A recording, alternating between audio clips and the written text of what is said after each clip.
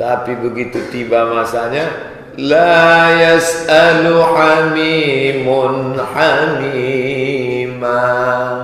Seorang sahabat tak lagi bertanya tentang sahabatnya. Kenapa? Karena sibuk. Saya sampai ke airport. Sampai di airport ngurus koper, nunggu koper bagasi. Saya lama kenal sama bapak itu, sudah lama. Tegak saya di belakang dia, haram dipedulikannya. Saya mau nengok respon dia, ditegurnya tak saya, diam dia.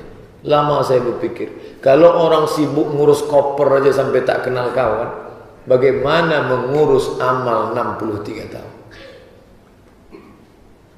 Dia baru ngurus satu koper. Setelah dapatnya, tengoknya, Ustaz, terlambat dalam hati saya. Tadi kemana aja? Kau udah lama tegak di situ.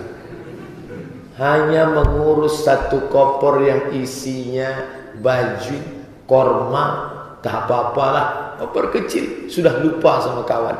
Gimana nanti mengurus semua, inna sam'a wal basar wal fuad.